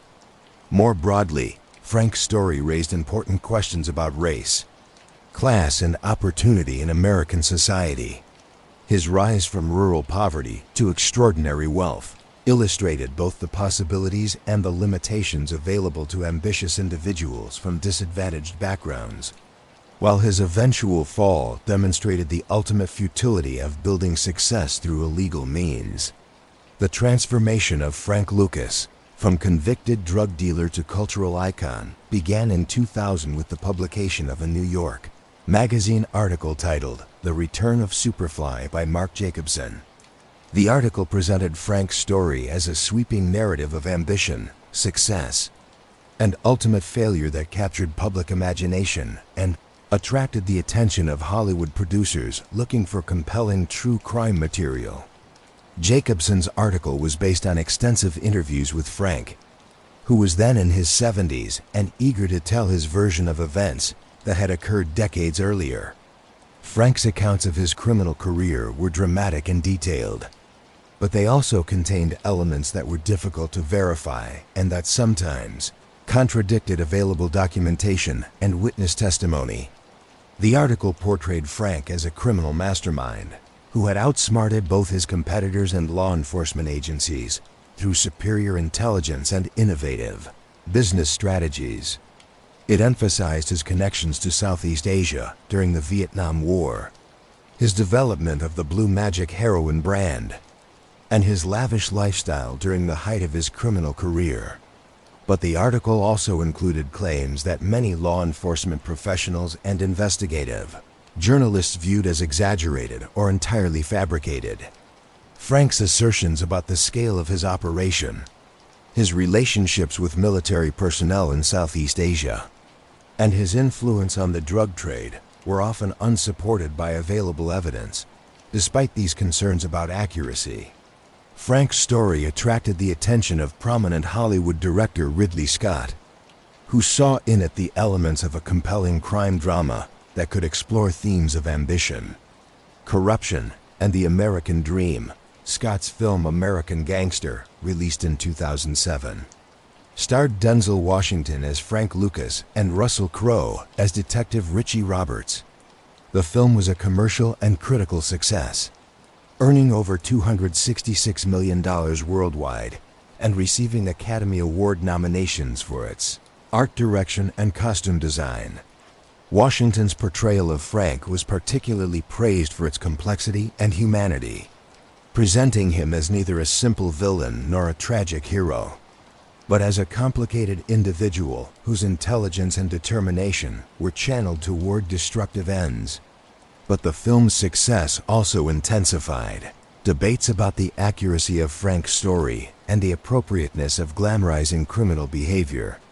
Law enforcement professionals who had been involved in investigating Frank's organization criticized the film for accepting Frank's claims about his criminal achievements without sufficient skepticism or verification. Detective Richie Roberts, who served as a consultant on the film, later expressed mixed feelings about its portrayal of both Frank and himself. While he appreciated the film's professional production values and performances, he also noted that many details had been altered for dramatic purposes and that some of Frank's most outrageous claims had been presented as established facts. Perhaps most controversially, the film suggested that Frank's drugs were transported from Southeast Asia in the coffins of American soldiers killed in Vietnam. This claim, which Frank had made in various interviews and which added dramatic power to his story, was strongly disputed by military officials and investigative journalists, who found no credible evidence to support it.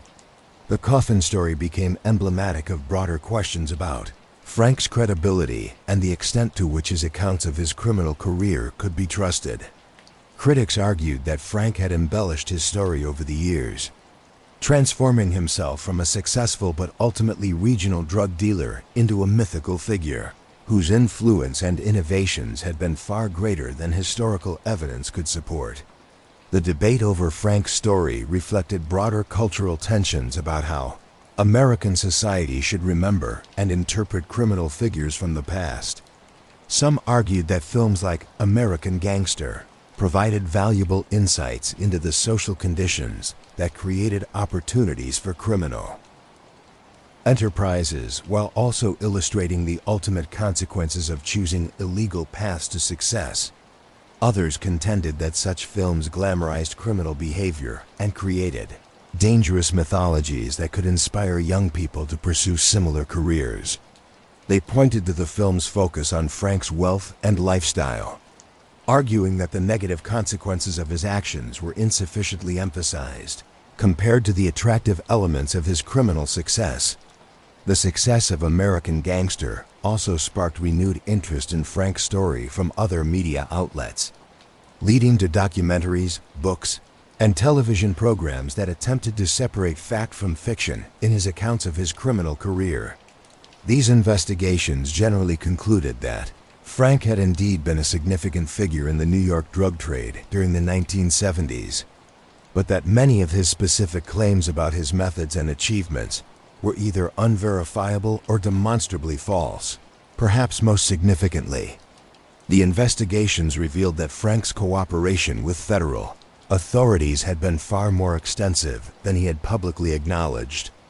Rather than providing limited assistance in exchange for a reduced sentence, Frank had worked with law enforcement agencies for many years, providing information that led to numerous prosecutions and that helped authorities understand evolving trends in organized crime. This revelation complicated the public perception of Frank as a figure who had maintained his integrity and loyalty even after his arrest. Instead, it suggested that his cooperation with authorities had been a calculated strategy for minimizing his own legal exposure, while potentially endangering former associates and competitors. The Hollywood treatment of Frank's story also raised important questions about the responsibility of filmmakers when dealing with real-life criminal figures. While artistic license has always been accepted in biographical films, critics argued that American Gangster went beyond reasonable dramatic interpretation to present disputed claims as established facts. These concerns were particularly relevant given the film's potential influence on public understanding of both historical events and contemporary criminal justice issues. Movies about real criminal figures often reach much larger audiences than academic studies or investigative journalism, making their portrayal of events potentially more influential than more accurate but less accessible sources of information. The cultural impact of Frank's story extended beyond Hollywood to influence discussions about criminal justice policy, urban development, and racial inequality in America. His rise from rural Southern poverty to extraordinary wealth illustrated both the opportunities and limitations available to ambitious individuals from disadvantaged backgrounds, while his ultimate fall demonstrated the personal and social costs of pursuing success through illegal means. Frank's story also contributed to broader conversations about the effectiveness of different approaches to combating drug trafficking. His sophisticated organizational methods and international supply chains had required new law enforcement techniques and legal frameworks, helping to shape modern approaches to investigating complex criminal enterprises. Frank Lucas died on May 30, 2019, at the age of 88 in Cedar Grove, New Jersey, bringing to a close one of the most complex and controversial criminal careers in American history. His death came after several years of declining health during which he had lived quietly with family members while continuing to deal with the long-term consequences of his criminal activities and subsequent cooperation with federal authorities. The news of Frank's death generated extensive media coverage that reflected the enduring fascination with his story and the ongoing debates about his legacy. Obituaries and retrospective articles attempted to assess his significance in American criminal history while also grappling with the difficulties of separating verified facts from the mythology that had grown up around his life. Frank's death occurred during a period when American society was engaged in intense discussions about criminal justice reform, drug policy, and the social factors that contribute to criminal behavior. His story provided a historical perspective on these contemporary debates, illustrating both the evolution of drug trafficking and the changing approaches that law enforcement agencies had developed to combat organized crime. The final years of Frank's life were marked by continued controversy and occasional legal troubles, but also by moments of reflection and apparent remorse for the consequences of his criminal career. In interviews conducted during his later years, Frank expressed regret about the damage that his drug trafficking activities had caused to individuals and communities, while also acknowledging that his cooperation with federal authorities had been motivated primarily by self-interest rather than genuine remorse. These late-life reflections provided a more nuanced picture of Frank than the mythological figure that had been created by media coverage and Hollywood treatment of his story, rather than the supremely confident criminal mastermind portrayed in American Gangster. The elderly Frank Lucas appeared as a more complex individual who was struggling to understand and come to terms with the consequences of choices he had made decades earlier. Frank's relationship with his family remained complicated until the end of his life. His children had grown up dealing with the advantages and disadvantages of their father's notoriety, while his extended family continued to cope with the social and financial consequences of his criminal activities and subsequent cooperation with law enforcement. Some family members had maintained close relationships with Frank throughout his later years, viewing him as a father and grandfather whose love and support outweighed his past mistakes. Others had distanced themselves from him, either because of disapproval of his criminal activities or because of security concerns related to his cooperation with federal authorities. Frank's death also marked the end of an era in American organized crime history. He had been one of the last surviving major figures from the period when drug trafficking was transitioning from a relatively small-scale criminal activity to the massive international industry that it became. During the late 20th century, his innovations in organizational structure, supply chain management, and brand development had influenced criminal enterprises throughout the world, while his eventual cooperation with federal authorities had helped law enforcement agencies develop new techniques for investigating and prosecuting complex criminal organizations. But Frank's legacy extended beyond his direct influence on criminal enterprises and law enforcement practices. His story had become part of American cultural mythology, inspiring discussions about ambition, success, and the prices that individuals and societies pay for pursuing wealth and power through illegal means. The debates about Frank's story also reflected broader questions about how American society should remember and interpret its criminal history. Some argued that figures like Frank provided valuable insights into the social conditions and individual choices that led to criminal behavior, while others contended that excessive focus on criminal achievements could glamorize illegal activities and undermine respect for law and order. These debates were particularly relevant given the ongoing challenges that American society faced in addressing drug trafficking, urban violence, and the social inequalities that contributed to criminal behavior. Frank's story provided historical perspective on these contemporary problems while also illustrating the limitations of both criminal and law enforcement approaches to addressing underlying social issues. Frank's death received less media attention than might have been expected given his former notoriety, partly because he had been largely out of the public eye for several years before his death, but also because public interest in his story had waned as new criminal figures and contemporary crises captured media attention.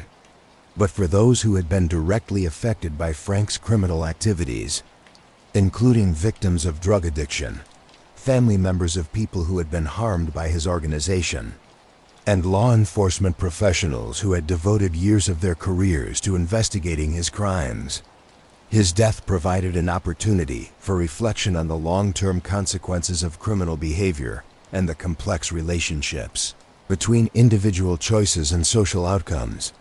The story of Frank Lucas represents more than just the rise and fall of a successful criminal. It is a lens through which we can examine fundamental questions about American society, individual ambition, and the complex relationships between legal and illegal forms of power and success.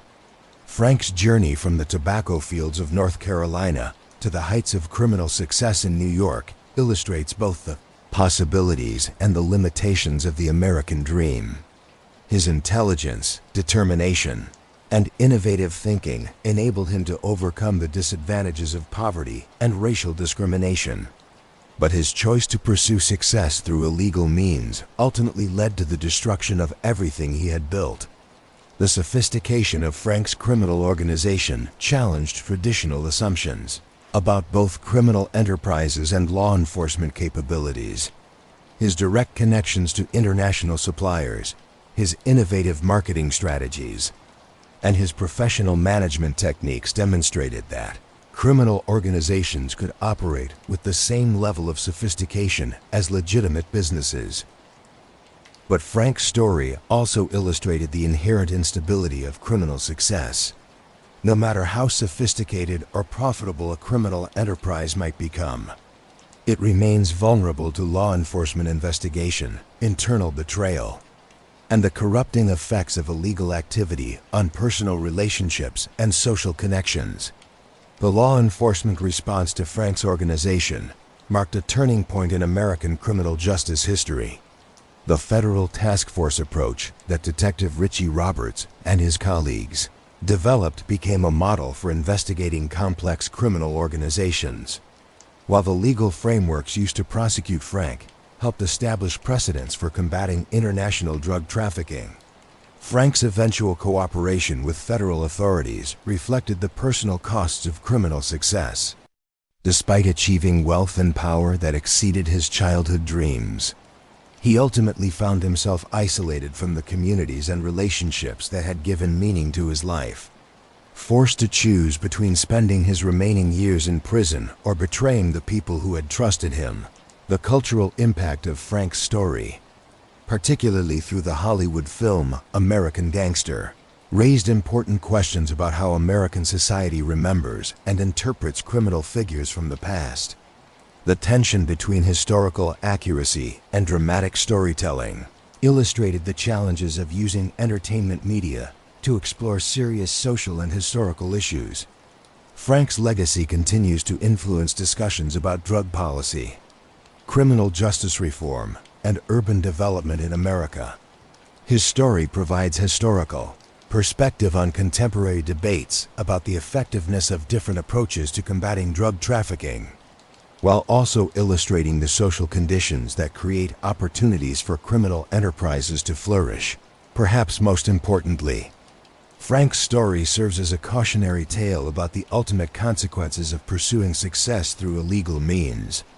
Despite his intelligence, determination, and innovative thinking, Frank's criminal career ultimately brought destruction to himself, his family, and the communities where he operated. The young boy who left North Carolina in 1946 with dreams of success and prosperity achieved wealth and power beyond his imagination. But he also discovered that success built on illegal foundations is inherently unstable and ultimately self-defeating. His story reminds us that the choices we make in pursuing our ambitions have consequences that extend far beyond our own lives, affecting families, communities, and society as a whole. In the end, Frank Lucas's life illustrates both the allure and the ultimate futility of criminal success. His intelligence and determination might have led to legitimate achievement if channeled differently, but his choice to pursue wealth and power through drug trafficking ultimately led to the destruction of everything he had built and the betrayal of everyone who had trusted him. As we continue to grapple with the challenges of drug trafficking, urban violence, and social inequality in contemporary America, Frank's story provides valuable insights into the complex relationships between individual choices and social conditions, while also reminding us of the importance of creating legitimate opportunities for ambitious individuals from disadvantaged backgrounds to achieve success and prosperity. The shadow that Frank Lucas cast over American criminal history continues to influence discussions about crime, justice, and social policy decades after the height of his criminal career. His story serves as both a fascinating historical narrative and a sobering reminder of the prices that individuals and societies pay when intelligence, ambition, and determination are channeled toward destructive rather than constructive ends. In the tobacco fields of North Carolina, where Frank's story began. Young people continue to face the same limited opportunities and difficult choices that shaped his early life.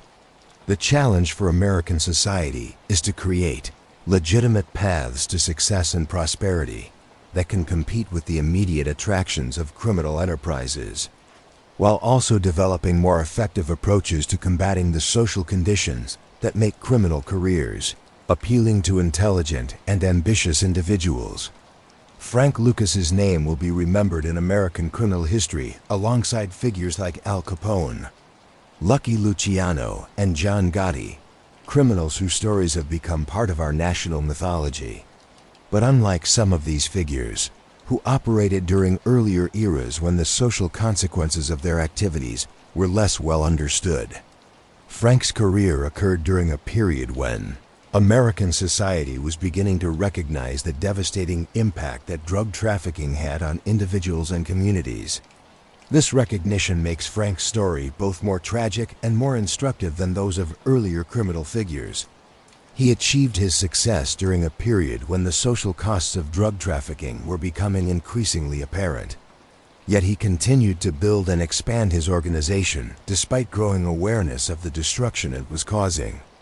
Frank's story ultimately reminds us that individual intelligence and determination, no matter how remarkable, cannot overcome the fundamental contradictions and instabilities inherent in criminal enterprises.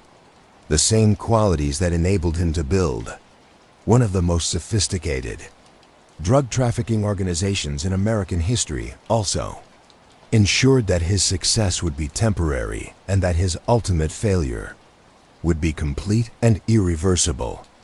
As night falls over the streets of Harlem where Frank once ruled, and as new generations face the same choices between legitimate struggle and illegal opportunity that confronted him decades ago, his story continues to offer both inspiration and warning about the paths we choose in pursuing our dreams and the prices we pay for the decisions we make. In the shadows of American ambition, the legend of Frank Lucas, part fact, part fiction, part cautionary tale, remains embedded in American culture as a reminder that even the most remarkable success stories can become tragedies when built on foundations of illegal activity and social destruction. His life and death marked the end of an era in American criminal history, but the lessons of his story continue to resonate in contemporary discussions about crime, justice, and the ongoing struggle to create a society where intelligence, ambition, and determination can find legitimate expressions that benefit rather than harm the communities where extraordinary individuals emerge. There you have it, the complete unvarnished truth about Frank Lucas, the man who dared to dream bigger than anyone thought possible, only to discover that some dreams exact a price too high to pay. As the final echoes of his story fade into the night, I want you to take a moment to reflect on what you've just experienced over the past few hours. This wasn't just entertainment. This wasn't just another true crime story to help you drift off to sleep. What you've witnessed is a masterclass in human complexity, a deep dive into the American experience that reveals truths about ambition, power, race, and opportunity that textbooks could never capture with such vivid clarity. Frank Lucas lived multiple lifetimes in his 88 years on Earth. He was a terrified child watching his cousin murdered by the KKK. He was a street-smart teenager adapting to the brutal realities of 1940s Harlem.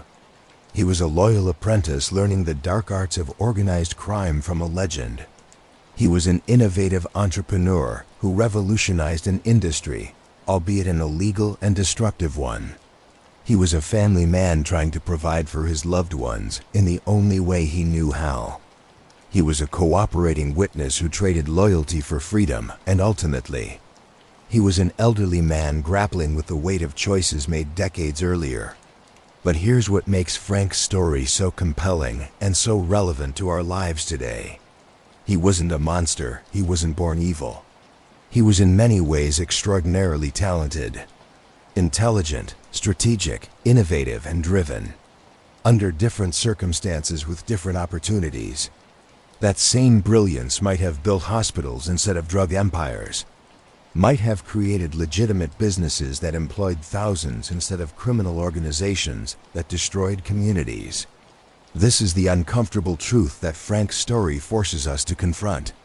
The line between success and destruction, between hero and villain, between the American dream and the American nightmare, is often thinner than we'd like to admit. The same qualities that we celebrate in successful entrepreneurs, vision, determination, the willingness to take risks and challenge established systems, can lead to either remarkable achievement or devastating failure depending on the choices made and the paths taken. As you sit there in the quiet darkness, perhaps in your car during a late commute or lying in bed as the world sleeps around you, I want you to consider the Frank Lucases in your own community. Not the criminal masterminds, those are rare, but the brilliant minds trapped by circumstances, limited by opportunities, or tempted by shortcuts that promise quick wealth but deliver ultimate destruction. In every urban neighborhood, in every struggling rural community, in every place where legitimate opportunities seem scarce and systemic barriers appear insurmountable, there are young people facing the same fundamental choice that confronted Frank Lucas in 1946. Stay and accept limited possibilities, or take risks that might lead to either extraordinary success or catastrophic failure. The tragedy of Frank's story isn't just what he became, it's what he might have been. Imagine if that brilliant strategic mind had been nurtured in business school instead of on the streets. Picture if those organizational skills had been developed in legitimate enterprises instead of criminal ones. Consider what might have happened if that innovative thinking had been channeled toward solving social problems instead of exploiting them. But Frank's story also offers hope because it demonstrates that intelligence and determination can indeed overcome incredible obstacles. A poor black child from the tobacco fields of Depression era North Carolina did rise to build an organization that operated on multiple continents and generated more revenue than many Fortune 500 companies. The raw capability was there. The tragedy is how it was used. This brings us to Detective Richie Roberts, the other hero of our story. Though his heroism was of a very different kind. Roberts chose a different path when faced with his own moral crossroads. When he found nearly $1 million in cash, he made the extraordinary decision to turn it in rather than keep it for himself. That choice defined not just his career, but his character. Roberts represents the possibility of choosing integrity even when corruption seems easier, of building success through legitimate means even when illegal shortcuts are available, of maintaining moral principles even when the costs are high and the rewards uncertain. His relationship with Frank, complex, respectful, but ultimately adversarial, shows us that good and evil aren't always clearly defined categories, but often exist in tension within the same story, the same community, and sometimes even the same individual. The investigation that brought down Frank's empire wasn't just about law enforcement. It was about the power of persistence, methodical thinking, and moral clarity. Roberts and his team succeeded not because they were more intelligent than Frank, though they were certainly smart, but because they were willing to do the slow, careful work of building a case that could withstand legal scrutiny and moral examination. This is a lesson for all of us in an age of quick fixes and instant gratification. Real achievement, whether in law enforcement, business, relationships, or personal development, requires patience, persistence, and a willingness to do things the right way, even when wrong ways seem easier or more profitable. But Frank's story resonates so powerfully today because it speaks to contemporary challenges that we're still struggling to address. The same social conditions that created opportunities for his criminal enterprise. Poverty, lack of legitimate economic opportunities, systemic racism, inadequate education, and the absence of positive role models continue to affect communities throughout America. We've made progress since Frank's era, certainly, Legal barriers that limited opportunities for talented individuals from minority communities have been largely eliminated. Educational opportunities have expanded. The civil rights movement achieved victories that Frank's generation could only dream of. But economic inequality persists. Urban communities continue to struggle with violence and social disruption. And young people still face choices between limited legitimate opportunities and the false promises of criminal enterprises.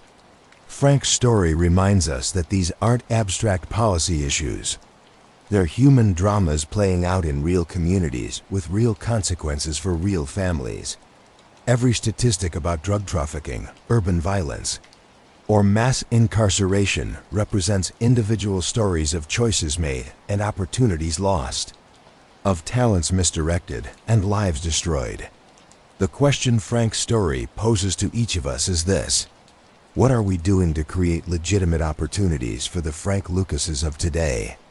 How are we working to ensure that brilliant minds from disadvantaged backgrounds have paths to success that don't require them to choose between accepting limited possibilities or pursuing destructive alternatives? This isn't just a challenge for policymakers or social workers. It's a responsibility for all of us, every mentor relationship we build, every educational opportunity we support, every business we start that provides good jobs in struggling communities, every time we choose to see potential rather than problems in young people from difficult backgrounds. These actions help create alternatives to the choices that Frank faced. If you've made it this far in Frank's story, you're someone who appreciates complexity, who understands that the most important truths often emerge from examining difficult and uncomfortable realities. You're someone who recognizes that entertainment and education aren't mutually exclusive, that the best stories teach us something about ourselves and our world while also captivating our attention. That makes you exactly the kind of person who can make a difference in addressing the social conditions that create Frank Lucases, both criminal masterminds and wasted potential. Whether through volunteer work with at-risk youth, support for educational initiatives in underserved communities, or simply approaching individuals from different backgrounds with curiosity rather than judgment, you have the power to influence the choices that others make. The story of Frank Lucas and Richie Roberts also reminds us of the importance of moral courage in our own lives. We may never face decisions as dramatic as turning in $1 million in cash or choosing between criminal wealth and legitimate struggle. But we all face moments when doing the right thing requires sacrifice and when taking shortcuts seems tempting. Roberts' example shows us that integrity isn't just about grand gestures. It's about consistent choices to do the right thing, even when no one is watching, even when the rewards are uncertain, even when others around us are making different choices. Those consistent small choices over time define who we are and what we stand for. Frank's story, meanwhile, demonstrates that our choices have consequences that extend far beyond our own lives. The wealth and power he built came at a cost that affected not just his own family, but entire communities. The drugs he sold created addiction, violence, and social disruption that lasted for generations. The corruption he fostered undermined public institutions and community trust in ways that took decades to repair. But perhaps most importantly, Frank's eventual cooperation with federal authorities reminds us that it's never too late to choose differently, to acknowledge past mistakes, and to contribute positively to society. His decision to work with law enforcement wasn't perfect. It was motivated by self-interest as much as remorse. But it did provide valuable intelligence that helped dismantle other criminal organizations and protect communities from further harm. This is the final lesson of Frank's story. Redemption is possible, but it requires honest acknowledgement of past mistakes, genuine commitment to different choices, and acceptance that the consequences of our actions can't be undone, only balanced by future contributions as you return to your own life, carrying the weight of Frank's story with you. Remember that every day presents us with choices between building up and tearing down, between contributing to our community's strength or exploiting their weaknesses, between using our talents and opportunities to create value or to pursue short-term advantages at others' expense. The boy who left North Carolina in 1946 had dreams of success, prosperity, and respect. He achieved all of these things, but in ways that were ultimately hollow and self-defeating. The real American dream, the one worth pursuing, is about achieving success in ways that lift others up rather than tearing them down, about building wealth that strengthens communities rather than destroying them, about earning respect through contribution rather than fear. Frank Lucas's story ends with his death in 2019, but the choices he represents, between legitimate struggle and criminal shortcuts, between patient integrity and immediate gratification, between building up communities and exploiting their weaknesses, continue to confront new generations. The question his story leaves us with isn't whether we'll face difficult choices. We all will. The question is whether we'll have the wisdom to choose paths that lead to genuine and lasting success, or whether we'll be tempted by alternatives that promise quick results but deliver ultimate destruction. In the quiet moments after this story ends, as you reflect on everything you've learned about Frank Lucas, Richie Roberts, and the complex world they inhabited, remember that their story is also our story. A chapter in the ongoing American experiment in balancing individual ambition with community responsibility, personal success with social contribution, the pursuit of wealth with the preservation of values that make wealth worth having. The story of Frank Lucas reminds us that America remains a place where extraordinary things are possible, where individuals can rise from the most humble circumstances to achieve remarkable success. But it also reminds us that how we achieve that success matters as much as the success itself, and that the choices we make in pursuing our dreams shape not just our own destinies, but the destinies of everyone whose lives we touch. Sweet dreams, and remember, even in the darkest stories, there are always lessons to be learned about who we are, who we might become, and the power we all possess to choose paths that lead toward light rather than shadow.